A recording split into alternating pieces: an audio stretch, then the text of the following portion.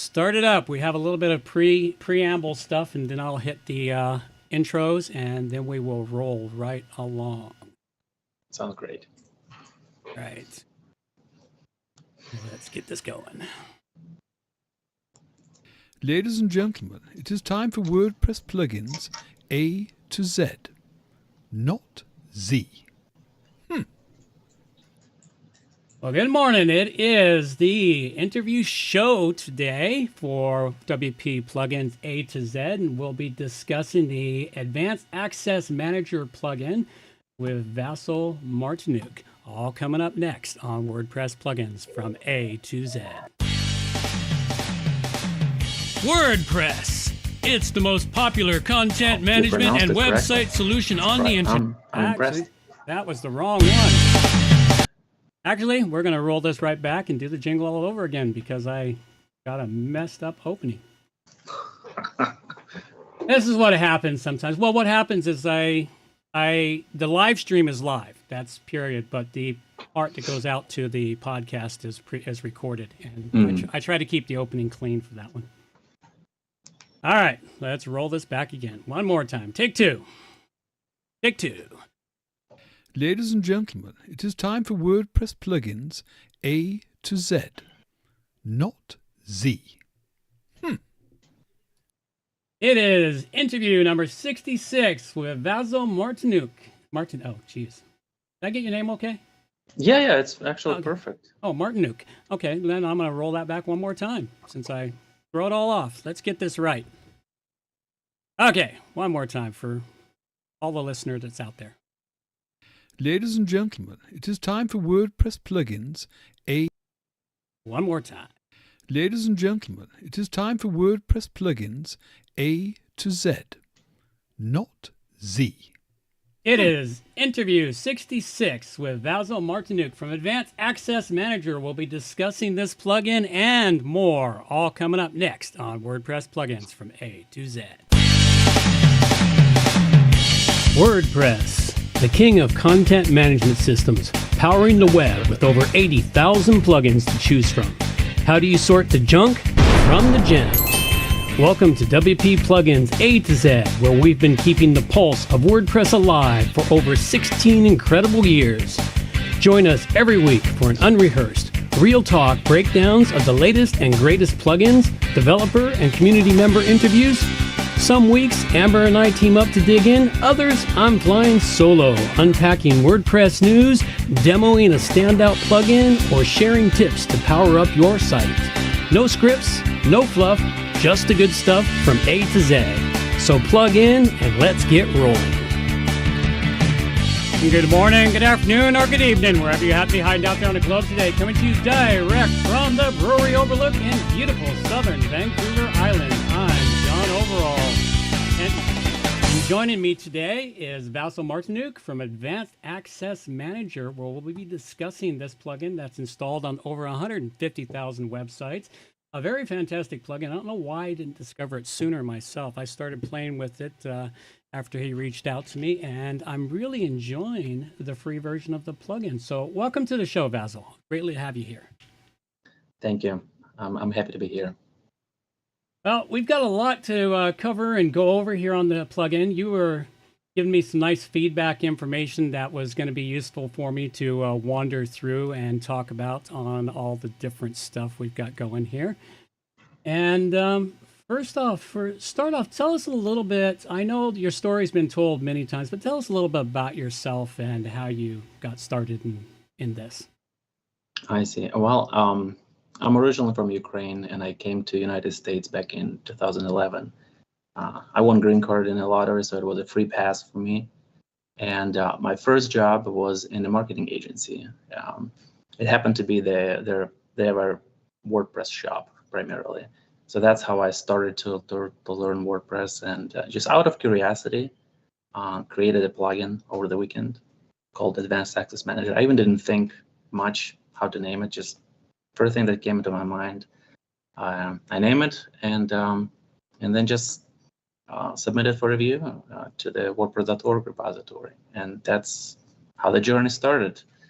One way or another, this plugin was keeping me connected to WordPress community, to WordPress in general, and it's been already 14 years journey. Well, it's an excellent plugin. Now, tell me a little bit about what drew you to create a plugin that protects the integrity of WordPress so well. I mean, it goes into places I wasn't even fully aware existed. Yeah, it's a very good question, and the answer can be very long. So I'll try to be. That's very okay. We've got lots of time. All right. So again, it just started out of curiosity. At the time when I worked in the marketing agency back in 2011, there was a particular need for a granular access controls to admin menu, as well as ability to manage roles and capabilities. So there were solutions available in a WordPress.org repository that I could just download and install. However, our client at the time was very particular about number of plugins. So I was like, all right, you know what? Let's just create it over the weekend. And I just combined these two ideas, ability to manage admin menu and manage roles and capabilities, into one plugin, very lightweight, nothing crazy. And when I launched it in a WordPress.org repository, immediately started getting feedback from users. They wanted additional features, they wanted additional flexibility. And from that point on, it just became a community plugin. So all the ideas 100% of the ideas that are implemented in the plugin are coming from end users. And naturally, I started to work with a lot of developers, agencies, enterprises, and learning their hurdles, learning their needs. And all that was distilled into the set of features and functionality that is available in Advanced Access Manager. So after all, it's a 14 years of all experience around access controls are compiled into this one simple cohesive plugin. Yeah. Okay, then, well, my brain has just gone sideways on me. I know what it was. You had made mention in your email about talking about some of the difficulties or horror stories that emphasize the importance of this plugin and how it can help save people, well, from what you mentioned, a whole lot of money. That's right. John, to answer that, elaborate more on that, I'll give a bit of a background. So when we talk about security, I think there is a very narrow story about what means security for WordPress. When we hear about security, we hear about things like brute force attacks or vulnerable plugins, outdated plugins, talking about WAFs, two-factor authentications. These are just as part of the security. The whole security starts from the building where the hosting hardware is, and it ends with the very last user that visited the website and everything in between. So when we hear stories about WordPress security, we hear only about part of it, right? And for years, I couldn't really clearly articulate what Advanced Access Manager is. What is this for? I was telling some people that it's membership plugin, and other people that it's a developer SDK, some other people that is somewhat security plugin. But visiting WordCamp last year, I clearly realized that there is a huge gap in the security awareness that nobody really talks about. And this is a gap in access controls. If you look at the OWASP Top 10, it's a list that a lot of security organizations are paying attention closely. That shows top 10 things that create security incidents. And broken access controls is actually #1 issue. Apparently, Yes, apparently. And how do they distill that list? It's a nonprofit organization that analyzes hundreds of thousands of security breaches every year, and they distill this top 10 list. So based on what they discovering through all this analysis, that 94% of all web applications have some level of broken access controls, which means something is misconfigured. Some people have high privilege than they should. Some information is disclosed that should not be disclosed. I can even mention some things that even on a A to Z website, on your website, that are. I'm certain there is already. I haven't applied your plugin to that site yet. That site's undergoing an overhaul. Taking that a little further is like one of the things you gave me in the information you sent me in the email. You sent me to a couple of videos to go watch, and one of them you showcase how an editor privilege user could use that to get someone else to look at their post and upgrade themselves. And I thought that was very fascinating. I didn't even know that was a possibility. Yes, yeah, and all that, it's not really even an editor, but rather the capability that editor has, and that is unfiltered HTML. If you look at the WordPress core, there are two very, very unique capabilities. It's unfiltered HTML and unfiltered uploads. These two capabilities allow to inject pretty much anything in the WordPress website. Somehow, unfiltered uploads by default is disabled, but unfiltered HTML is enabled, which means allows users like editors, or you can assign that capability to subscriber. Right. Yeah, it was amount of plugins today available to manipulate with roles and capabilities. It can be assigned, and I've seen websites where this capability was assigned to editors, to subscribers, to authors, to custom roles. I even done an analysis on the top 1,000 most popular plugins in repository, in WordPress.org repository. Over 10% of the plugins are relying on unfiltered HTML capability to grant additional functionality, which means this is a relatively popular capability that is also extremely dangerous, because anyone who has it can inject malicious code in the post page and trick. You don't have to even trick administrator. You just sit and wait. Yeah. You put it on a homepage. Yeah. And wait till the administrator comes in and just accesses it. That's it. That's enough. That's enough. Yeah. Well, that was what I found quite interesting. And as I was digging down, I didn't have a lot of time to dig into it. I had other things happening.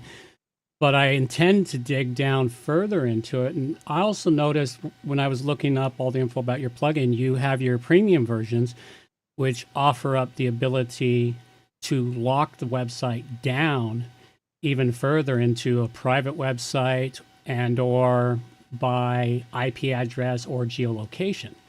So can you tell us a little more about how that works and what that does for us? Yeah.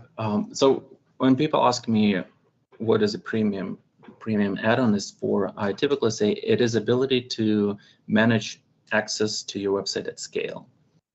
The free version includes pretty much everything which you need. If you're a small site, you have a small amount of people, you don't even need to go in and bother buying a premium. But if you have a larger number of content, larger number of users that are visiting your website, it is much easier and much more efficient to buy a premium, because you can manage access at scale. You can basically do a reverse access control, saying, I want to deny everything, but allow only explicit few pages, or I want to hide all the content for the countries like US, but only show that content to people that come from a country like France. So the premium is essentially, again, just designed to manage access to your website, to website resources at scale. And it's relatively inexpensive for the amount. Yeah, you got it priced reasonably. For those that would need it, it's priced in a reasonable level. I've always judged plugins based upon whether the price was reasonable over a period of time for what it's going to provide for the site. And I've seen a lot of them be overpriced over the years. Seen them come and go. And the overpriced ones often either don't move very fast or hardly get enough clients, or they have to come down in price. So another question on this is, like, how would this access management control plugin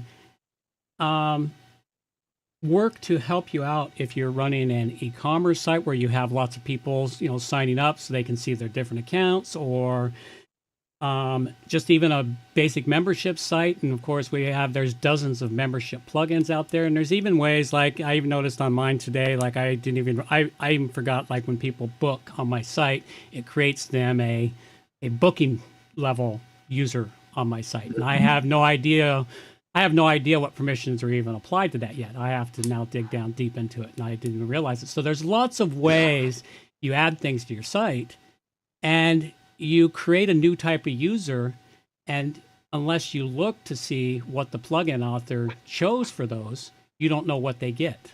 Is that what right? I'm understanding? It's like, as the plugin author creates and sets this up, he chooses what levels of permissions they give that user.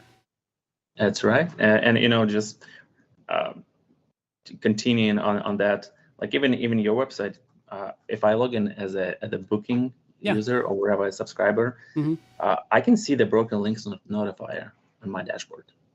A broken links notifier. Yeah, it's a menu in admin that is added, and I know that you have 220 broken links, which actually grew by 50 the last time I logged in. Sounds like my site right now. As they say, the plumber's pipes always leak. The mechanic's car needs brakes. Yeah, but that is so this is a segue to the topic of the recycled capabilities. I find it one of the biggest problems in the WordPress ecosystem today. So what is recycled capability? As you mentioned, as developers, they're choosing specific capability to code their functionality for the plugin, saying if user had that capability, then they can do these additional things. Right. And I've seen it, and I continuously see that developer, no matter what level it is, from the associate to the principal engineers, they don't really put too much thinking into which capability to assign. So a lot of times I've even seen e-commerce solutions with a admin privilege capabilities that is granted with edit posts. Wow. Yeah. If so, from developer standpoint, they think like, okay, if user has the ability to edit posts, they should be able to manage all the products. They should be able to see all the users. In their mind, it's all right, but in the grand schema, it's not, because websites, there are different level of users, there are different responsibilities that users have. So they don't really think through all these details, and it happens over and over again. Recycled capabilities, it's a huge problem. So how AM can help to mitigate these problems? Again, you can enable restricted modes. Essentially, what you do, you're saying, all right, if it's an admin area, I want to restrict everything, but only explicitly allow specific admin pages, and that can be easily toggled with just literally a button. You click it. Now, no matter, even if you're administrator, you will be able to see only pages that you explicitly allow to see for that user. For e-commerce solution, considering how large this space is, how many add-ons available, restricted modes is a must-have solution. Because again, it's just a peace of mind, right? You don't leak unnecessary information to your users. You don't give them ability to perform action that they should not take. Just peace of mind, as simple as that. Well, yeah, absolutely. And in today's world, with all of the additional tax on the site, you want to have as much peace of mind as you can. Now, I do have an interesting question that just popped in me. With the Advanced Access Manager plugin, how Is there a prevention in place for the administrator setting this all up to prevent from locking themselves out of the system while they're setting it up? Happens all the time. Oh, okay. And then what yeah. happens then? Do they have to reset the database, or how do they get back into it? Just turn the plugin off? What fixes it? Yeah. So if they're messing with the roles and capabilities, which is there is a big banner says, be careful. Right. Roles and capabilities. If you're messing with that, they are directly go into the database, and you're directly modifying the database WordPress core Right. property. However, if they messing up with other properties, they can easily go to database and clear all the options that prefix with AAM, or they can just disable plugin, and they go back. So Advanced Access Manager does not modify database. It does not modify any files on a website. You can deactivate it, and it will clear it by its automatically. Okay. It will delete everything. Yeah. Okay. So then if you did lock yourself out, you go into the back end, change the name of the plugin, deactivates, and then they've got access back in there again. Okay. You get it back to that. And then if they reactivated it, would they be locked out again? Just out of curiosity, would it remember some of that stuff? Well, yeah. If they just rename the plugin plugin folder, then settings are persisted in database. Okay. So the settings are persistent, and the only other way to clear it out would be if you use the uninstall function. Does it clean up after itself when it's done? Yes. Okay. As soon as you deactivate uninstall, it clears all the settings automatically. Okay. And that's always been a pet peeve of mine. Sorry. When plugins don't clean up after themselves. And recently I started cleaning up databases that are very old. This is where WP Plugin site is sitting right now, as I spent a few hours several weeks ago going through it with the advanced database cleaning tools to clean up stuff. And I'd forgotten I'd installed, and it was, causing the site to be able to crawl because it had left behind all this crap over the years. That's right. Yeah, and I'm very well aware of that, and I hate these things too. That's why I want to make sure it's not part of AAM problem, especially when creating dozens of tables in database. Yeah. And then transients in the options table is just killing. It's killing website performance. Well, there's the other one that is now killing website performance that not everyone's aware of. It's that I'm trying to remember the name of the setting, the preload setting, and yes, in options, yes or no. In options, yes or no, and I started noticing it last year when the tool in WordPress, the health tool, started popping up for some websites to saying your preload options exceeded 1 gig.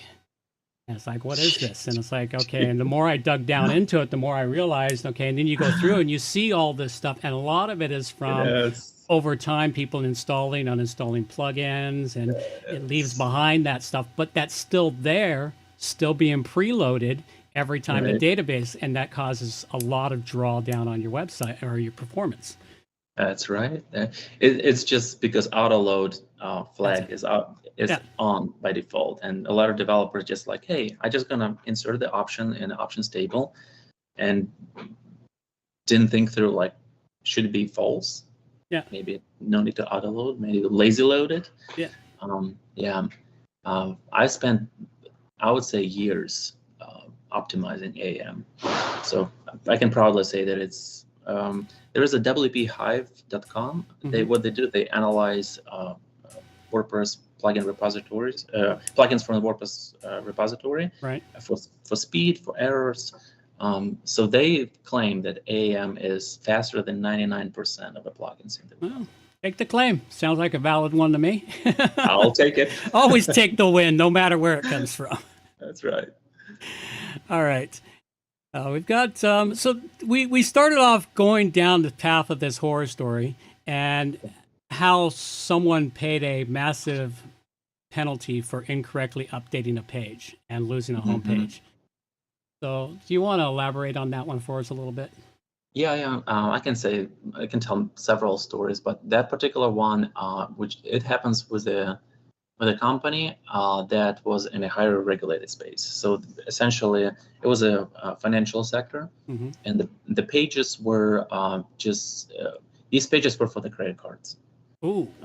Credit cards and deals, and apparently one of the editors, actual not authorized editor, it's just another person that worked in an organization that were able to go and update a published page, which WordPress core has the ability to differentiate between ability to edit pages and edit published pages. Mm-hmm. But that particular capability was enabled for the user. And was it a mistake? Likely. But essentially what they did, they changed the percentage of the, what is this? When you get when you pay for card and you get like 5%, 3% cashback. Cashback, Yeah. okay. Yeah. Yes. So it was a card with a wrong cashback percentage. So which means users that saw like, okay, normal cashback is like 3%, but it was like 8% or something. And users like, all right, it's a great deal. Let's sign up. Yeah. So there was many people signed up, and what happened? The bank not had to go buy themselves out of the deal, but also they launched a case against their organization because that's clear organization mistake. They are doing content for them. In the end of the day, insurance got involved and they paid it out, but it was a big chunk of money that was paid. And why? Because we really didn't think through who can do what and when and how. That capability should not have been enabled for the lower level, lower tier editors. So that's one of the stories. Another interesting story, it's one of my favorite, is anyone who is even watching it right now can go to your own site and settings general. Mm-hmm. And there was a drop down default role that is assigned to newly created user. And that drop down contained list of all the roles, including administrator role. Right. So now by default it's a subscriber role. Anyone who is creating an account on a site is assigned to subscriber role. But that drop down for one website was changed to administrator. Ow. Ouch. Yes. It means every new user was an administrator. Automatically. It was a high traffic website too. So we're talking about hundreds of new users had an administrator role, and there was no way to find out, because before that happened, there was close to 100 of administrators on the site that are like internal employees. Right. There's no way to find out who made that change. No, but you would have had some tracking in place long past, but then depends on how long you keep the logs for the tracking. It's like, it's one of the things I implemented on many of my client sites after I turned the site over to them was log tracking, so that I know who does what. And there's been a time or two where it's saved by butt because they come complaining, well, something broke on the site, and so I haven't touched it in like a week or two. And I look at the log and say, well, you did this, this, and this. I'm sorry, I'll fix it, but now it's going to cost you. Yeah. Logs are great. A great way to monitor, just retroactively. One thing I always advise my customers and people that reach out to me is like, if you have the thing enabled, keep in mind that any administrator can bypass. Mm-hmm. If I'm administrator, I have the ability to install any plugin or modify any plugin on the site. Yeah. That's it. It's game over. I can bypass any monitoring, any logging. I can go retroactively delete any activity that was that I did, because I have the ability to modify files. Means I have the ability to modify database. There is that, but some of the logs, one of the log plug, I can't remember the name of the logging plugin I use now. It allows you to lock it down to one or two specific users that can even access or see the file or changes on it. Yes. Well, I'm referring to the ability to modify any files on a server. Yeah. There's all of that. All right, so see here. We've got all kinds of interesting. Oh yeah, we can talk a lot about these things. I haven't even started. Well, pick something and run. All right, maybe tell some other horror stories. That happened, I don't know, about 6 months ago. I mentioned it a few times. There was a client of mine who has a huge website, 1.5 million users on the website, a very active site, and their homepage got deleted. Ooh. So can you imagine that amount of users cannot really access the site because homepage is deleted 404. Mm-hmm. It shows 404. And they like, oh, we get hacked. We got hacked. We don't know how it happened, how these privileges were escalated. So I asked, okay, can you just give me an export of all the roles and capabilities on the site? And it happened to be that there are 9 custom roles with ability to delete published pages. 9 with hundreds of users assigned to those roles. So now go find who actually did the damage. Could be just a pure mistake. It could be just pure mistake, or you couldn't find it. So yeah. So it sounds like making sure your roles are set correctly is highly important. Even that doesn't give you the full story, because I can show you the subscriber user with more privileges than administrator. Subscriber users with more privileges than administrators. Now, how does that happen? Because in WordPress, you can assign capabilities to roles, and you can assign capabilities directly to user account. So in database, or in the dashboard, it shows that this user is subscriber. Mm-hmm. However, the subscriber can have directly assigned all the capabilities. And so now you wouldn't know it unless you look directly. Yes, unless you look directly. Even so, that doesn't solve anything, because there is a concept of dynamic capabilities. It's a capabilities that, and a lot of plugins, not a lot, but I've seen several plugins that do that. They dynamically assign capabilities to user account as a website loads, but they never persist those capabilities in database. So you cannot see that this user has these additional capabilities, but they are loaded as the website loads. Okay, and so how do you stop people from getting these dynamically loaded privileges? Well, that's like a needle in a stack of hay, right? There is some plugin or theme that has a code implemented that adds those capabilities. So we have to do the full code analysis of all your files to find that. Okay. And even if so, that doesn't stop anything, right? Because WordPress core also has the ability to override or overrule the WP_options users and capabilities option. So you can actually load all the roles and capabilities from elsewhere, not from the database. And WordPress core has that ability. You can override it. So essentially, you can install a small plugin, few lines of code that overrides all the roles and capabilities and pretty much hijacks the roles and capabilities system. So there's a lot of intricacies. There sounded more intricacies in this than I even thought was possible. I didn't even realize that all of this exists. I knew some of it, but not this much of it. Yes, there is a lot that is going on in a WordPress core, and even more in all these plugins that are available.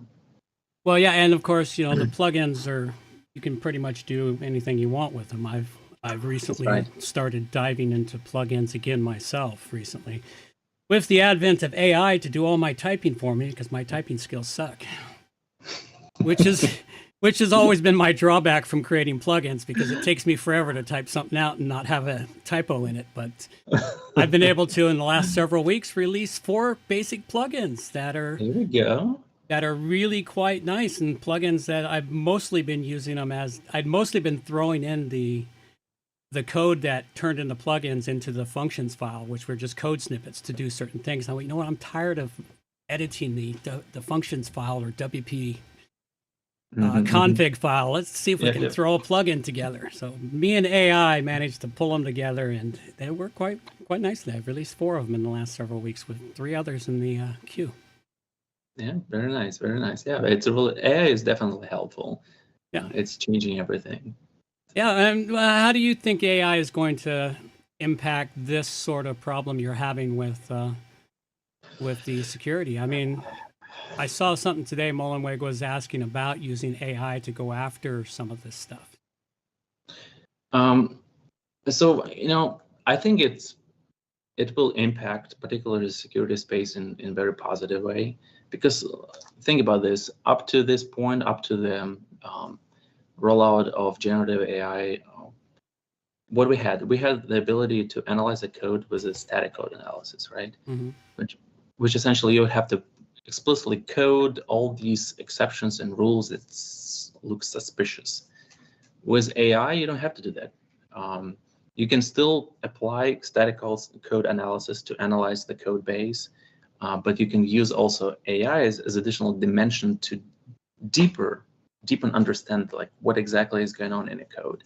If there is something that's suspicious, so it will positively impact. It will make plugins more resilient to all kind of errors. It will make them more secure because the code will be more secure. Will it solve all the security problems? Absolutely not. No, it's never going to solve everything. No, security is not an end state. Security, it's an ongoing process. It's never. It's like I can relate to that. I've been playing around on the internet since '96, and I got serious about it in '99 when I opened my business. And I've watched it go from the massive open state that it was to a constant arms race between the people who are trying to be nefarious and the people who are trying to protect everything. And, 1 year, the nefarious is winning. Next year, the white hat is winning. It's just, it's a constant battle, and to see what happens. And we can see it in PatchStack in particular with the stuff that they've launched in the last year and a half. With their code bounty programs and everything, the number of security flaws, everyone thinks they've gone up. No, they've always been there. It's just now we're finding them. That's right. I think wasn't too long ago I read about a 0-day flaw they found in Microsoft. And it had been there for a decade or more. Yep. So it's That's like they still exist. The security, it's like, when the code's originally written, it's written to the best it can be done, but somebody else comes down the pike later and has a whole new way of thinking and looking at it and go, wait a minute, I can do this and bypass that. That's right. That's right. And here's another interesting thing about particular WordPress security when it's come to vulnerabilities in the plugins. Mm-hmm. We're all looking into vulnerabilities in the plugin as this is one plugin, there is vulnerability in it. Right. But there are circumstances where 2 or more plugins collectively create one vulnerability. Yeah. Speaking about PatchStack, they reached out to me, I think it was a couple of years ago, and they're like, hey, we found a vulnerability in your plugin. It allows to read the file content, any file content.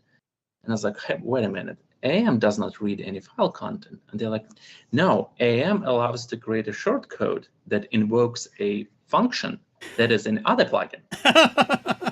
And that plugin, which happened to be a WordFence, and that plugin allows to read any file in the file system. Wow. So yeah, we are living in a very dynamic ecosystem where not only the isolated plugin, but combined multiple plugins can create vulnerability. Yeah, by combining different things that people wouldn't wouldn't have thought of. Yeah, that's interesting. Exactly. Oh, by the way, since you met Ryan from Influence WP, he was here on the show watching. So I looked over at my comments and saw he gave us a clap. we actually living like 5 miles or 10 miles away from each other. Oh well, that's kind of cool. Well, yeah. Tell him hi for me. He's go say hi to his boat. He sent me an image about his boat. Yes, I will. He's a great guy. Yeah. I'm definitely going to catch up with him. I interviewed him several weeks ago. Yes. I got an interview with him a few weeks ago. So yeah, I thoroughly enjoyed that. That's how I found him, through your podcast. Oh, well, that's good. I'm glad to hear that the podcast is getting people on board. Yes. So one of the things I'm trying to do is get more people on board with all the different opportunities in WordPress now, because there are way more opportunities than there were. And I appreciate it a lot. All right. Well, looks like we're wrapping up here. Got one thing here for the end of it. Let's end with some fun. If AM was a superhero, what superpower would it be, and how would it save the day for WordPress users? Jeez, that is a trick. That is a tricky question. A superhero. I'm not really into superhero. All this comic. Neither am I, but.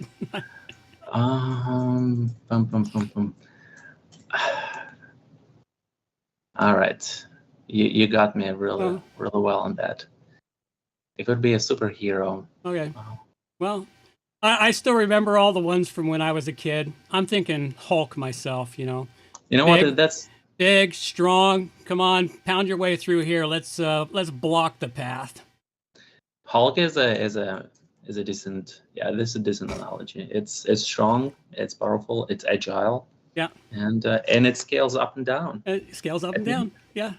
Depend on what you need. That's right. All right. Well, thanks, Vasyl. I greatly appreciate your time. This has been lots of fun, and like I said, this will be out on the live stream is already up and running for people to listen to, and the live podcast, the podcast itself, will go out in the next 24 hours along with the show notes. All right, I'm gonna play my outro. Don't run away on me, and I will be right back in a moment or two. Thank you, John. Reminders for the show. All show notes can be found at wppluginsa2z.com. And while you're there, subscribe to the newsletter for more useful information delivered directly to your inbox. WP Plugins A to Z is a show that offers honest and unbiased reviews of plugins created by developers because you support the show. Help keep the show honest and unbiased by going to wppluginsa2z.com/donate and set the donation level that fits your budget. Help us make the show better for you by subscribing and reviewing the show at Stitcher Radio, Google Play, and in the iTunes Store. You can also leave us a review on our Facebook page using wppluginsa2z.com/Facebook. You can also watch the show live on YouTube, check out the screencasts and training videos, and remember to subscribe and hit the bell to get notifications of all new videos. Follow the show on Twitter at WPPluginsA2Z. John can also be reached at his website, johnoverall.com, or email him directly, john@wppro.ca.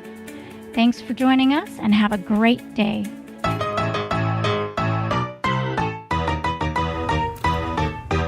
Thanks for listening to the show.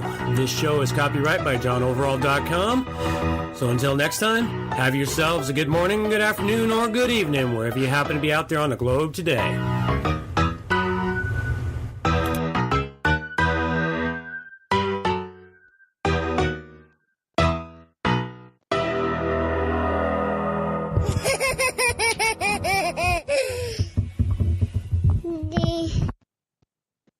Sorry about that. We're still streaming, by the way, for the moment, and we'll exit that in a minute. I forgot to share the audio with you so you could hear the jingles and such that were played. Jingles. I completely forgot that. It's like I'm still adapting to this format is what's happening, because this is a new format for me, and my brain works in I need organization for everything to flow, and when the organization's not there, I get scattered. I've discovered coffee about a month ago, and it is actually teaching me how to be more focused, which is surprisingly, all my life I couldn't stand coffee, and all of a sudden it was good. Yeah, it's actually a good tool. Yeah, it's a ritual for me now. At this point, the coffee for me is a ritual. Yeah. When I need to be hyper focused. That's what it's becoming for me. All right, I'm going to cut our streaming and. Okay.